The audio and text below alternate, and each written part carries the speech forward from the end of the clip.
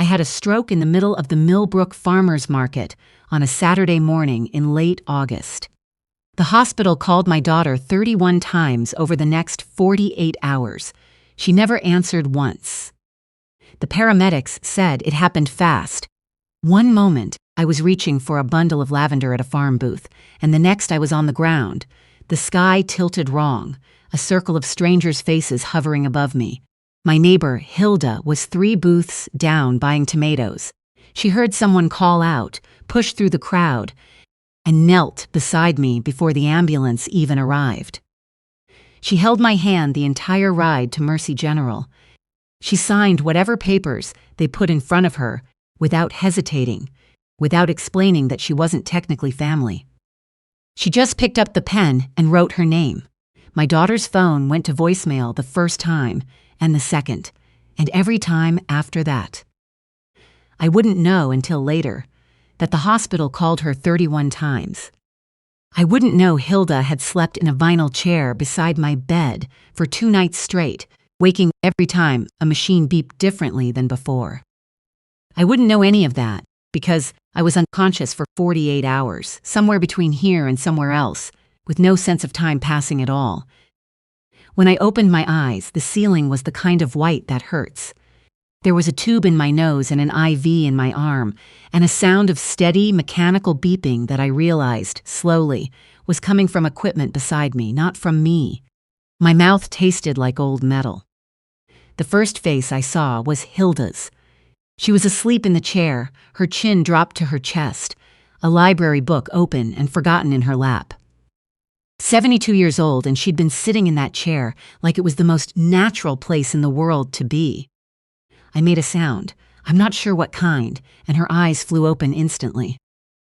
"Oh," she said. "Oh, thank God." She was on her feet, her hand around mine before I could say anything. "You're awake. You're actually awake."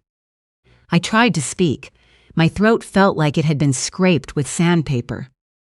"Don't try yet," she said. "Let me get the nurse." She was already pressing the call button, her voice steady and practical the way it always was. Hilda had lived next door to me for 19 years. She was the kind of woman who showed up with soup before you even knew you were sick. A nurse came in quickly, young, efficient, kind in the way people are when kindness is part of the job.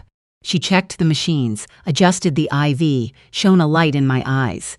"Ischemic stroke," she said, "significant but not catastrophic. The next few weeks would matter." But I was here, I was awake, and that was what counted. I asked the only question I cared about. "My daughter, has she been here?" The nurse glanced at Hilda before she answered. Something passed between them. Something they'd already discussed. "We tried reaching your emergency contact," the nurse said carefully. "We left messages, multiple messages." "How many?" I asked. Hilda answered for her. 31, she said quietly, over 48 hours. I heard the number land. I let it sit there. "She must not have had service," I said. "Or maybe she didn't recognize the area code. You know how it is." Hilda pressed my hand once, gently, and said nothing. That was worse than if she'd argued. The doctor came in an hour later, a methodical man who explained my condition with the patience of someone who'd done this many times.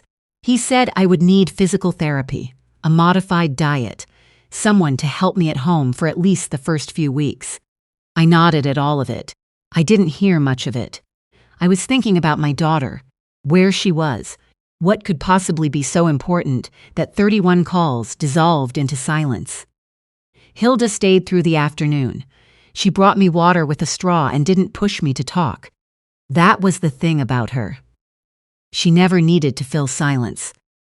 We'd been like that for years, the two of us sitting on her back porch in the evenings, not always saying much, and it being enough. Around 4 o'clock, she picked up her phone. I watched her face change. She set the phone down. "What?" I asked. She hesitated. "You should rest." "Hilda." She turned the phone toward me. I had to squint. My glasses were somewhere, probably still on the ground at the farmer's market, but I could make out the photos. My daughter's face. My son-in-law's face. the blue of open water behind them. My daughter was wearing a white sundress with her hair loose, the way she only wore it on vacation. She was laughing at something off camera. My son-in-law had his arm around her, the two of them standing on the deck of what looked like a large cruise ship, drinks in hand, the sun going down behind them in a way that looked almost painted. The caption read, "5 years and still my greatest adventure. Anniversary cruise with his family. No phones, no stress, just us." "When was this posted?" I asked. My voice came out flat. "Yesterday afternoon," Hilda said. "Day 2, while you were still unconscious. No phones, no stress." I read that again. She'd had her phone out to photograph the sunset and write a caption and tag her in-laws and post it for the world to see. She had her phone, she just didn't answer it. "Scroll down," I said. Hilda scrolled slowly, the way you'd turn pages for someone sick. More photos.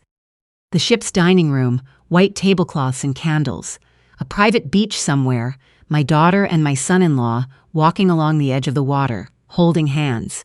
His parents at the center of a long table on the deck, everyone raising glasses, everyone beaming.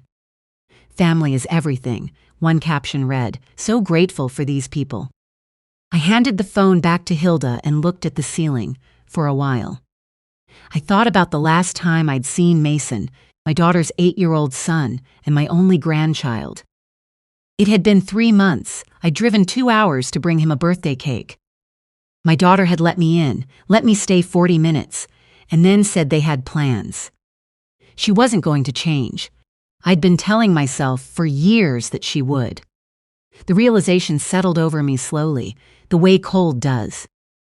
But I still didn't know the worst of it yet. That came 2 days later, brought by Hilda. She'd offered to check on my house while I was in the hospital, water the plants, bring in the mail, make sure nothing had been left on. On day 4, she came back with my mail tucked under her arm and her face arranged into an expression I'd only seen on her once before, when she'd had to tell me her husband had died. "There's something here," she said. "I'm not sure how to." "Just show me." She set a printout on my bedside table. She'd found my laptop open on the kitchen counter, lit up, screen still on because I'd forgotten to close it, before I left for the market that Saturday morning. She hadn't snooped. She'd just moved it to close it, and the screen had been right there. An email thread, my son-in-law's name at the top. I had to have Hilda hold the pages close for me to read, and what I read made my chest go cold in a way that had nothing to do with my stroke. My son-in-law had emailed a real estate agent at Caldwell & Briggs Realty 11 days before I collapsed. The subject line was, "Property Inquiry, Maple Lane, Potential Timeline." The email described my house, 3 bedrooms, updated kitchen, original hardwood floors, attached garage. He'd included the square footage. He'd mentioned that the current occupant was elderly and living alone, and that the family was exploring options for her care. The agent had replied with a market analysis, estimated value, comparable sales in the neighborhood. She'd said she'd be happy to schedule a walkthrough at their earliest convenience. My son-in-law had written back, "We'll likely need a few more weeks to get the situation sorted on our end. We'll be in touch." Get the situation sorted. I read those words 3 times. The situation was me. Below that email, there was a second thread. This one my daughter had started herself the week before my stroke. She'd emailed a company called Sunrise Care Partners. Not an inquiry, a consultation form already filled out. Patient name, age. Living situation, alone, no medical supervision. Areas of concern she'd written in the field asking for symptoms. Increasing forgetfulness. Confusion about dates. Signs of isolation. Difficulty managing household independently. None of it was true. I thought about the phone calls my daughter had made in the months before. She'd called my oldest friend in the spring, out of the blue, first time in years, and asked how I was doing lately. "How's her memory?" She'd asked it twice. My friend had told me afterward, puzzled. And then last month she'd called a woman from my church group and asked the same kinds of questions. Is she managing okay on her own? Does she seem confused to you? I hadn't put it together then. I'd told myself my daughter was finally becoming more attentive. She wasn't becoming more attentive. She was building a file. Hilda sat beside me while I read it all a second time. She's been planning this, I said. Yes, Hilda said, I think so. The house, I said. Hilda was quiet for a moment. The house, the accounts, all of it. I put the papers on the tray table and looked out the window. A strip of sky, a single cloud moving east. She wasn't worried about me, I said. She wanted what I had. Hilda reached over and covered my hand with hers, and we sat there together without saying anything else, because there wasn't anything else to say. This is the part I still have trouble saying out loud, because it wasn't just the house. What I couldn't stop thinking about, lying in that bed, was the years I'd spent excusing her. I'd excused her when she missed her own father's retirement dinner because of a work trip she couldn't reschedule. I'd excused her when she spent Christmas with my son-in-law's parents 3 years running. I'd excused her when Mason started kindergarten, and I found out about it from a photo she posted, not from a phone call. I'd excused her when she forgot my birthday for the 2nd year in a row and sent flowers 4 days late with a card that said, "Sorry, things have been crazy." I'd made so many excuses for her that I'd lost track of how many times I'd needed to make them. The truth I'd been refusing to look at clearly for years was that my daughter had built a life that didn't include me, and she'd been building it deliberately, one small removal at a time. The cruise wasn't an anomaly. The unanswered calls weren't a mistake. This was a pattern, and the only thing that had changed was that now I could see exactly where it led. She wasn't just moving me to the edge of her life. She was planning to move me out of mine. I was discharged on day 8. Hilda drove me home. I sat in my late husband's armchair, the one I'd never had the heart to replace, and I made a phone call. My attorney's name is Miss Crawford. I've known her for 11 years, since she helped me with my husband's estate after he passed. She answered on the 2nd ring, and when she heard my voice, she said, "I heard you were in the hospital.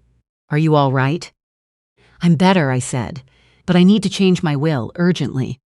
She was quiet for one beat, then, "Tell me what happened." I told her everything, the 31 calls, the cruise, the emails, the care facility form, the phone calls my daughter had made to my friends. I told her calmly, one thing after another, and she listened without interrupting. When I finished, she said, "I've seen this before. It has a name, and it's exactly what you think it is." "What are my options?" "Everything," she said. "The will is yours. The house is yours. The accounts are yours. Let's start from scratch." We worked out the details across 3 phone calls that week. A trust for Mason, structured so that neither his mother nor his father could touch it until he turned 21. Education, health, his future, all protected and managed by Miss Crawford herself. A bequest to Hilda, substantial enough to matter, which she would have argued against if I'd told her in advance, which is exactly why I didn't. A donation to the stroke recovery wing at Mercy General, where the nurses had been kind to me. A gift to the local library in my husband's name. And to my daughter, Miss Crawford read back, from her draft, the sum of $1. As acknowledgement that she has been considered and intentionally excluded from the remainder of this estate. "Yes," I said, "that's right." "Are you absolutely certain?" I have never been more certain of anything in my life. My daughter called on day 9. I let the phone ring twice before I answered. "Mom." Her voice was breathless, rushed, performing concern she hadn't felt for 48 hours. "Oh my God, Mom, I just saw all the messages. My phone. The service on the ship was terrible. I cannot believe." "How many times did they call you?" I asked. She paused. "What?" "How many calls from the hospital?" A longer pause. "I don't know exactly. There were a lot of missed." 31, I said. 48 hours, 31 calls. Mom, the service was. You posted 3 times while I was unconscious, I said. I counted. Silence. I know about the emails to Caldwell and Briggs, I said, and the Sunrise Care Partners form, and the phone calls you made to my friends asking whether I seemed confused. I know what you've been doing, and I know why. She started to speak. I wasn't interested yet. Come on Friday, I said. 10 o'clock. We're meeting at Ms. Crawford's office. What? Why would we? Because we're discussing the estate. I thought you'd want to be there. A pause, then carefully, of course, yes, we'll be there. I knew they would be. They arrived, dressed like it was a business meeting, which I suppose they believed it was. My daughter in charcoal gray, with gold jewelry. My son-in-law in a dark suit, his negotiating face in place. They walked into Miss Crawford's conference room expecting to discuss their future and found something else entirely. My daughter looked at Hilda the way people look at something that isn't supposed to be in the room. Why is she here? My daughter asked. Because I asked her to be, I said. She's family. My son-in-law began to object. Miss Crawford stopped him with a look. We'll begin, she said, and opened the folder. She read through it in order. The trust for Mason and its locked terms, the bequest to Hilda, the donations, and then the final line, delivered in Ms. Crawford's clear, unhurried voice. To my daughter, the sum of $1, as acknowledgement that she has been considered and intentionally excluded from the remainder of this estate. The room went very still. My daughter's face moved through confusion, then calculation, then something that wanted to look like hurt, but landed closer to fury. This is because of one vacation, she said. One trip? Miss Crawford set the folder down. This is a legally executed document. Your mother is of sound mind. I have written confirmation from her neurologist, and this reflects her informed, considered wishes. My son-in-law leaned forward, his voice shifting registers. Calm, professional, preparing to negotiate. There's clearly been a misunderstanding. We were on a cruise with genuinely limited service. I interrupted him, quietly but clearly. I have the email you sent Caldwell and Briggs 11 days before my stroke, I said. The one about getting the situation sorted. He stopped. I have the Sunrise Care Partners form in my daughter's handwriting. I have the timeline you were working from. I have all of it. He said nothing after that. I looked at my daughter, the one I'd raised, the one I'd read to every night until she was 9, driven to every recital, sat up with every time she was scared. The one I'd loved so fiercely and so long that I'd spent years refusing to see what was actually in front of me. You weren't worried about me, I said. You were afraid I'd lived too long. She started to cry. It was the kind of crying that asks to be comforted. And I sat there and let it happen and didn't reach for her. My son-in-law stood up, said something about consulting their own attorney, about contesting the will. Miss Crawford told him he was welcome to try and that she'd prepared for exactly that possibility. His certainty diminished after that. At the door, my daughter turned back. Her voice had gone cold. You'll regret this, she said. When you actually need help someday, you'll have no one. I thought about the 31 calls. I thought about Hilda sleeping 2 nights in a vinyl chair because someone had to be there and she had decided, without being asked, that it would be her. I already needed help, I said. And the person who showed up was my neighbor. The door closed behind them. The room was quiet. Miss Crawford gathered her folders and said, simply, well done. Hilda patted my hand once. We walked out together into the afternoon light. The phone rang for 2 weeks after that. I answered some calls and not others. The conversations went nowhere I hadn't expected. She was sorry. She'd made mistakes. Could we please start over? What did I need from her to forgive her? I didn't know how to explain that what I'd needed from her, I'd been waiting for most of my adult life, and it had never come, and I was done measuring the distance between what I needed and what she was willing to give. I listed my house in September. It sold in 12 days. I found a smaller place, 2 bedrooms, a porch that faces east so I get the morning sun, 12 minutes from Hilda. I moved in on a Thursday with Hilda and 3 women from my walking group, and a man from my church, who insisted on carrying all the heavy boxes and then threw out his back, which is another story entirely. The apartment felt right immediately. Smaller didn't mean lesser. It meant mine. 6 weeks after the move, there was a knock at my door on a Tuesday afternoon. Hilda stood on the porch, and beside her, holding her hand and looking up at me with the same eyes my late husband had, warm and brown and just slightly uncertain, was Mason. "Hi, Grandma," he said. He said it the way he always did when we hadn't seen each other in a while, a little shy, like he wasn't sure he was still allowed to call me that. I knelt down. My physical therapist had said that was fine now, carefully, and I pulled him in. He smelled like grass and pencil shavings and the particular sweetness that children have that no one can replicate or explain. He held on for a long time. When I looked up at Hilda over his shoulder, she lifted one shoulder in a small shrug. He'd mentioned me to his teacher at school, apparently. His teacher had called Hilda, who was still listed as an emergency contact from years ago, when I used to pick him up sometimes. Hilda had made a call. The details beyond that I didn't press. Some things you leave alone. We spent the afternoon at my kitchen table. I'd baked snickerdoodles that morning, not because I knew he was coming, just because it was Tuesday, and I'd decided Tuesdays were for baking now. He ate 4 cookies and told me about his best friend at school, and a soccer game where he'd scored 2 goals, and the book his teacher was reading aloud to the class about a dog who went on an adventure. Before he left, he reached into his backpack and produced a folded piece of construction paper, soft at the creases from being folded and unfolded many times. He'd made it when I was in the hospital, he said.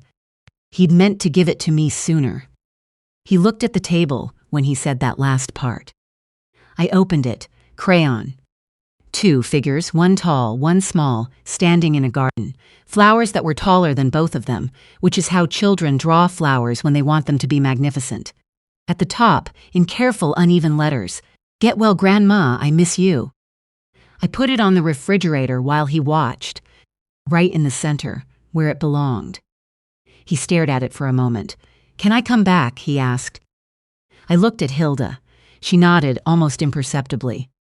"Yes," I said, "I'll make sure of it." It's been 4 months since the farmer's market. October now, nearly November. My physical therapy is nearly finished. My speech is clear, my balance is back, and my doctor used the word remarkable twice at my last appointment, which I have chosen to accept as a compliment. I volunteer twice a week at the stroke recovery unit at Mercy General. Not as medical staff, just as a presence. Someone who's been through it and come out the other side. I sit with patients who are frightened, who don't know what comes next, and I tell them it gets better in ways they can't predict yet. I believe what I say. That matters more than I expected it to. Hilda and I have dinner together on Wednesdays. She brings wine. I cook. We talk about everything and nothing, and occasionally play cards badly and argue about the rules. It has become the kind of routine that anchors a week. Mason has visited 4 more times, each visit a little less shy, a little more like himself. He's teaching me a card game he invented, which has rules that appear to shift depending on who's winning. I've decided to let that go. I haven't spoken to my daughter in 6 weeks. The calls tapered off and then stopped. I don't know if that's permanent. I don't know if she'll change. I used to spend enormous energy on that question, and I am trying deliberately to spend less of it now.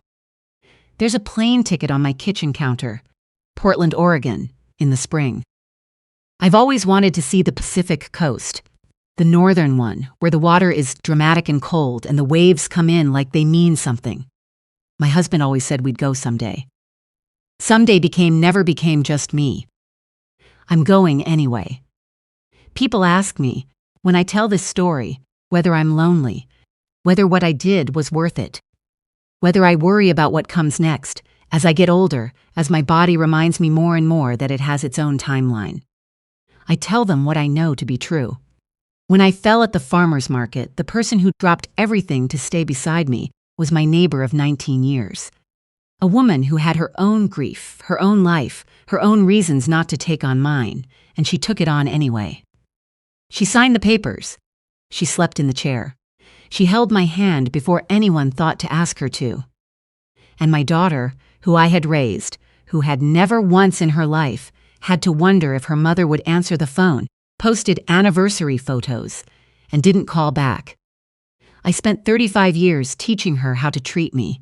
I kept showing her that she could leave, and I'd still be there when she came back, with open arms and an open door and excuses, ready for whatever she needed me to excuse.